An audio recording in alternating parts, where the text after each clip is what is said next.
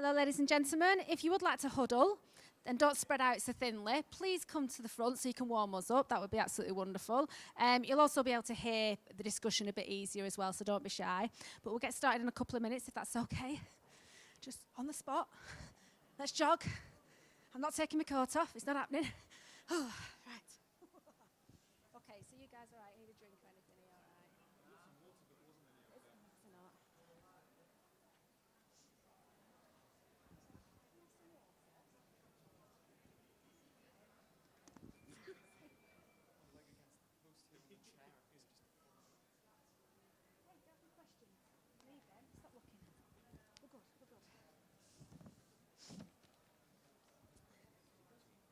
Yeah, no worries, just wait for these guys to come in.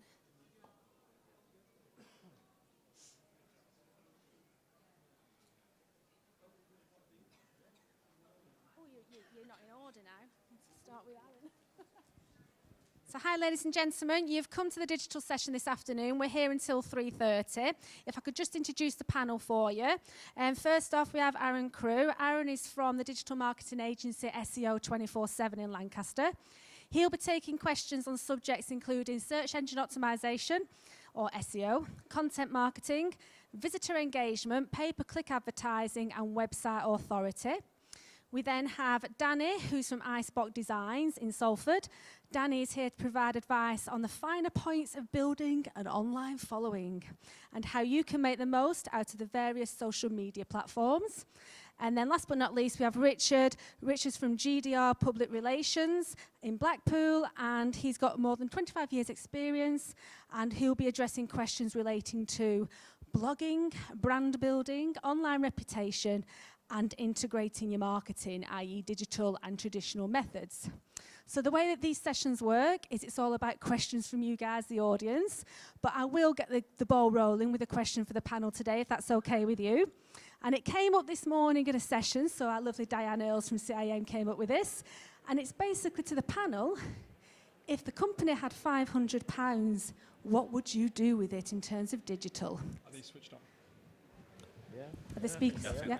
Can you hear me? There we go. Wonderful. So if the client had £500, what would you decide that they invest that in? Do you mind if I? Yeah. Go for it, Aaron, yeah. If you have a budget of, I'm sorry, I'm going to sit back here. If you have a budget of £500, then if you go to any reputable digital marketing agency, they will turn you away because that's not enough.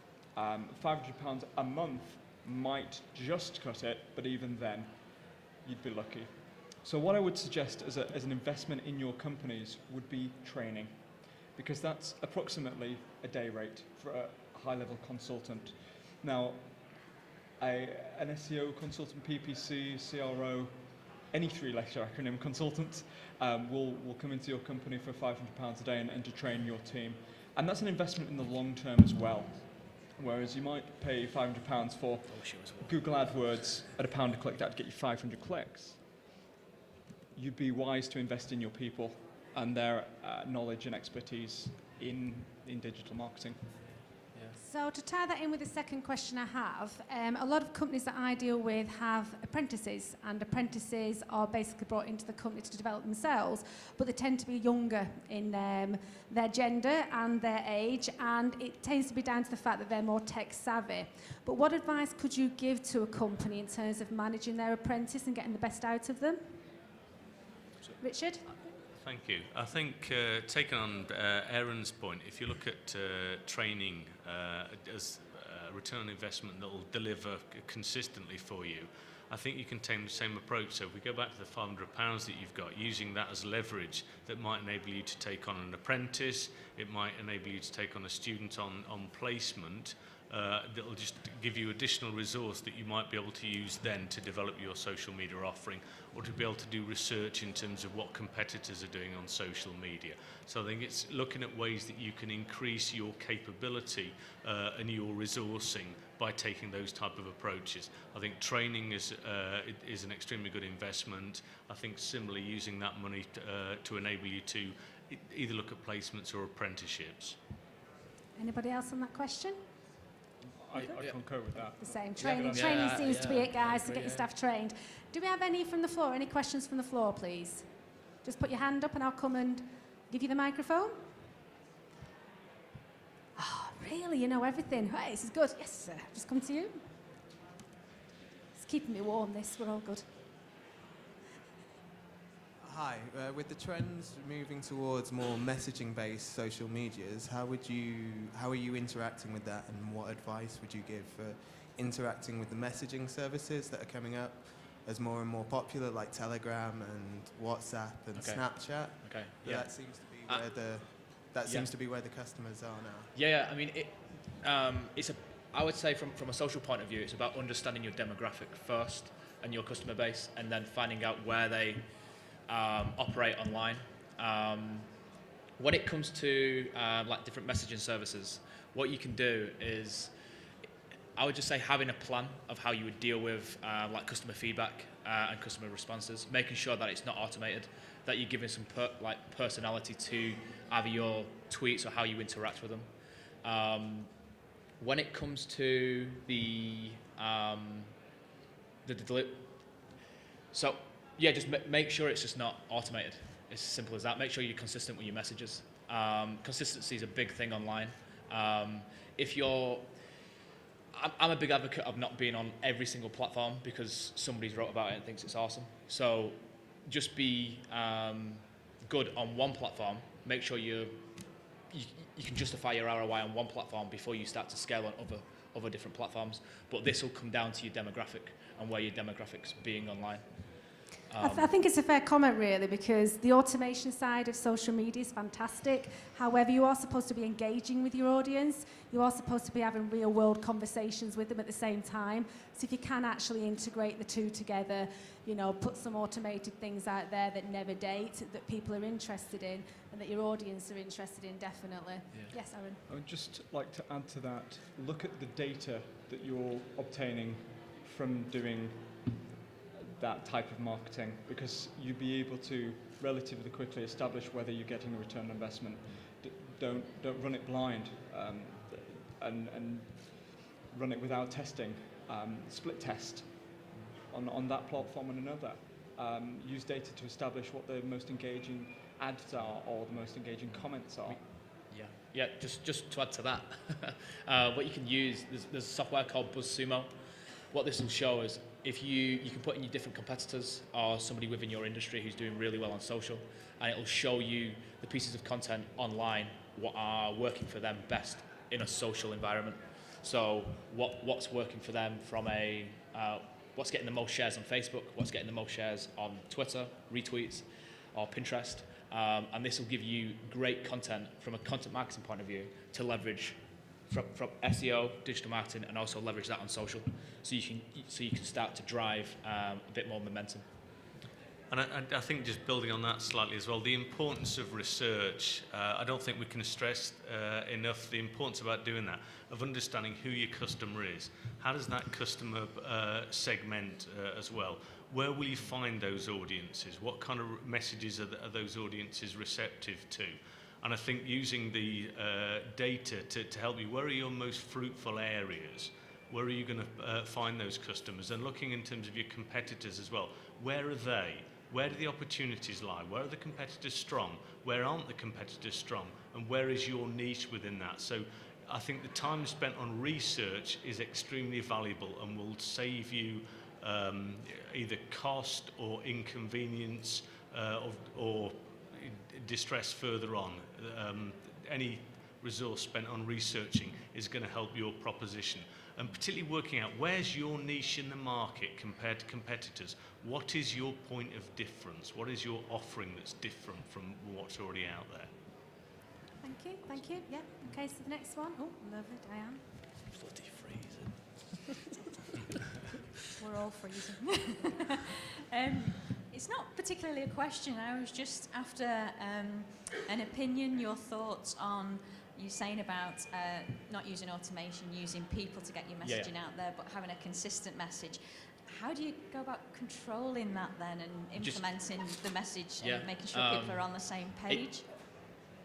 I would say just have one person who just deals with it. It depends on how big your organisation is and how big your company is. But generally having one person who deals with that, and then because we work with, again, different clients who've got different sizes of businesses, so they'll have somebody in-house who will deal with all the social media, and then they don't really have any idea what that person's asking, but they can find somebody within that organisation and then send that to them, and then they'll feed that back. So it's always going through one contact. I mean, there's pros and cons to it. Like, it's good to have some automation, because you can't always be on social all the time. You've got businesses to run. We get that. But it's having a mix of both. So you're engaging in different communities online. So just with that one then, taking that one step further, can you tell the audience what they should expect their time and energy to be in terms of social media? Because again, people think they have to be on it every 10 minutes, and then some people are on it twice a month. I mean, what is the standard? Yeah, I mean, from a customer service point of view, people expect to be replied within an hour. That's looking at the data, but it's all about being consistent. So if you say that you reply to customer services messages on Twitter every 24 hours, then that's fine because you're letting them know. It's like you can have like out of office replies on Twitter as well, and you can also have that on social. Well, from Facebook's point of view, but to deal with it, just make sure it's going through one person. I would also add, before you do anything, can you hear me okay? Before you do anything, sit down and write some social media guidelines, so that if it is one person or it's many or whomever, if just a temporary person, they are, like Danny said, consistent across the board. That's important. I would advise as well, this is conflicting against what a lot of people think, but I personally think it's best done with in-house social media campaigns, because by the time an agency has been asked the question to the client and the client's answered, it's a day. It's not fast enough.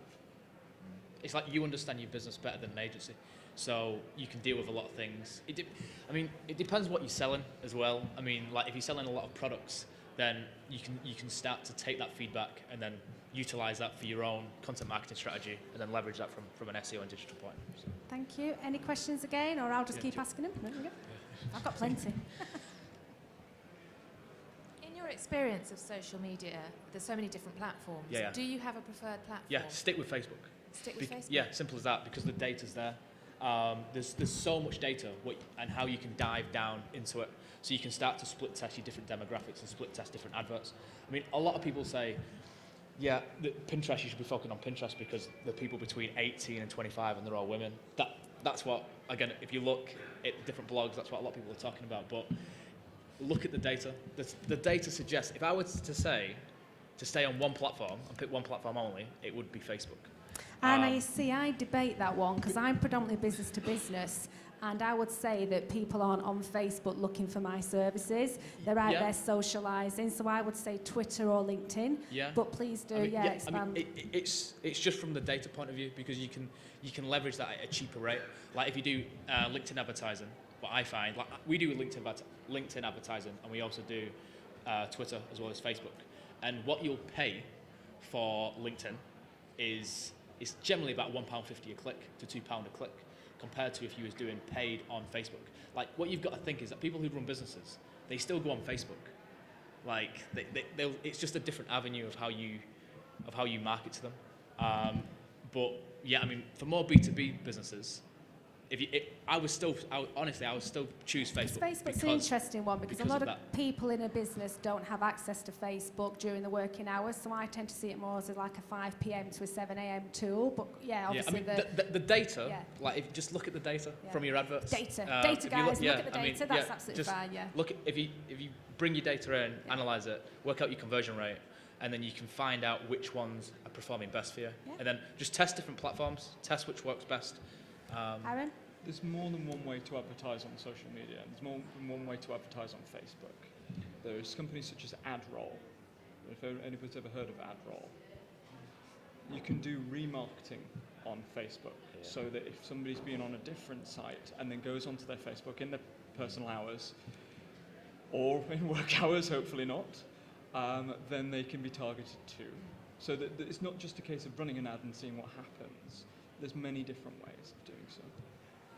A big thing for a lot of people is online reputation. I mean, maybe you could advise us to how we can manage our online reputation, because there's FIFO and there's TripAdvisor, which could be friend or foe. How would you suggest that maybe businesses can manage their online reputation should they get a bad review or somebody not happy on there? I think obviously online reputation is key. Levels of engagement are key. Being responsive is key. One of the things that we touched on earlier is about the importance of authenticity. If you're running a small business and people are commenting because you sell goods to consumers and people are commenting on that, just be responsive. If it's a genuine issue and something's gone wrong, just be candid, explain, compensate. We've all done it when you look on TripAdvisor. When you look on TripAdvisor, if you're looking over 50, 60 reviews, a picture builds up, a pretty accurate picture builds up of those premises. And the same with yours. The online consumer can see through things where a competitor may have posted something or something that's not authentic. If they see that you're responding to things, if they see you're appearing to be reasonable, recompensing when something's gone wrong or responding, then that resonates with the customer. You can use platforms such as reviews.co.uk, or I won't just name one because then that's biased, but we do use that. Trustpilot is another one. And you can install these on your website and then upload a list of your customers or clients to that and send them an email and ask them for some feedback. Yeah. I mean, just to what we've done for clients is that to filter out the good reviews to the bad reviews. So you do an email campaign to your client base and say, rate us out of 5 stars, okay? If they click below, let's say 4 stars, then we deal with that internally. It doesn't go online. And then if they click on the 5-star, it redirects them to Trustpilot, and then generally, it's always good reviews. Because it's quite an interesting one, because people don't tend to know where they're supposed to point the clients in terms of testimonials and case studies. Do they get them to post it on LinkedIn? Do they go on Google? I mean, what would your advice be? Would it just be the best platform for that market, or? Whichever one you can remain consistent on. Yeah. Don't spread your bets. If you're going to use Google Plus and get your reviews on there, use that. If you're going to use Trustpilot, use that. If you're going to use a free index, use that. That's yeah, just pick one and stick with it. Yeah. Next I think again it comes down to that of identifying where's the customers. We talked earlier on about Facebook, the importance of Facebook. Facebook is increasingly looking to talk to a business audience. You will see it over the next 2 years increasingly coming into that space. If you look at the amount of businesses who will trade more through Facebook sites than their own websites, that will increasingly come through as well. So, just touching on that, they've just released a service. It's called like Business Services. So they want to compete against Yelp within the US. So they want to offer the same service as Yelp or TripAdvisor, but everything's under one roof, all within Facebook, and it integrates with social. So that's what they want to offer. Hi. You've not mentioned anything that's free yet for anybody. They may not be aware that there's other things for reviews that they can do as plugins if they've got a WordPress website. Also doing the tagging themselves in a WordPress. There's another way to get the reviews, the stars up. And again, as you said, you can actually then maintain bad reviews and good reviews yourself. You don't have to pay for like Trustpilot. It's not particularly cheap to do per month. No. The other thing as well, is there any comments on Google pay-per-click that last month they said they're going to stop advertising on the right-hand side? On the right side, yeah. So this not advertising on the right-hand side, what's going on? Okay, so what's happened is they are now putting a maximum, I believe, of 4 ads at the top of the page and 4 at the bottom of the page. They're leaving the right-hand side space available for more Google-related products. So Google Shopping, for instance, and other Google products are going on the other side. Now, we've found, actually, and I'm laughing because it's a good thing, an increased click-through rate for our clients and some of our internal sites as well, which is quite pleasing. The free stuff, what you want to. So, if you sell any products online, try and use a markup language called Schema. and this is where you do rich snippets within HTML. There's plugins within WordPress that do it. Just make sure it fits with your template. And what that does, that gives you it's like the rich snippets within search. So you get like 5 stars within if they're searching for your product or whatever, anything like that. The other, like touching on the free review sites, you can still use Trustpilot for free, but you don't have the ability to reply to them comments. I mean, if you was going to do a review service and you wanted people to review about your service, I would say use Facebook and push people to your Facebook page and get them to leave a review, and then you can pull that through with plugins within WordPress. There's all free plugins available. Looking at like BuzzSumo, what I touched on before, that is a premium product, but they do have a free section. That'll give you enough insight to reasonably get you a good idea of what stuff's trending online. I think particularly for small businesses, there's just an enormous amount that you can do free. And I think spending time investing, exploring that and what options you can do can help you greatly. I mean, it's like with these tools, you get a hell of a lot of data with it, but it's understanding the data and then utilizing that and how you leverage off that. So you can do so much competitor analysis from links to authority to one page. So. Everybody in this room's at a different level. Some people will be advanced, some people will be intermediate, some people are beginner. And my best advice would be, with free advice on the internet, sift the wheat from the chaff, because there's a lot of people out there who are willing to give you advice, but go to trusted sources. In terms of SEO, go to places like Moz. Yeah, you got Moz, yeah. Because it's trusted. Be careful where you take the information from, because there's a whole big grapevine out there, and it's full of outdated information. When looking for free information on anything, the algorithms change so much within not just organic SEO, but within PPC as well. And there's one thing to remember within digital marketing, and that's user first. Your customer is most important. Don't do anything because you think it's going to get you higher on Google or because it's going to just lower your cost per click. There's no cutting corners. If you're stuck, just go back to the drawing board and figure out what your user wants and then work backwards or work forwards, as the case may be. Yeah. Make sure there's a big emphasis on conversion. So try and work out how much does it cost for you to send a load of people to your website and then for them to convert, and then work backwards from there. Try and increase your conversion rate, not how much traffic you get. So making sure that your user experience is really slick and that you can get the user from A to B as quickly as possible. So, because you'll have a better ROI at the end of the day. And I think just developing that further, just doing a series of tests, use it as a license to experiment and test what elements are working for you. If you change things around, slightly, does that work better for you? And that's where, if you have got somebody as an apprentice or something, they can help you enormously. But I would say on social media, absolutely look at your sources, make sure that it's trusted. But take the license to experiment so you can work out what kind of things are working better for you. Thank you. Another question from the floor, please. No? Right, so in the terms of things that I do in terms of marketing, I like to mix it up a little bit, and I think it's important to do integrated campaigns, i.e. some online and some offline. So my question to the panel is it all just about digital nowadays because it's free, or you can analyse it? It's about doing whatever works, and I think an integrated campaign works best because you look at the likes of Money Supermarket.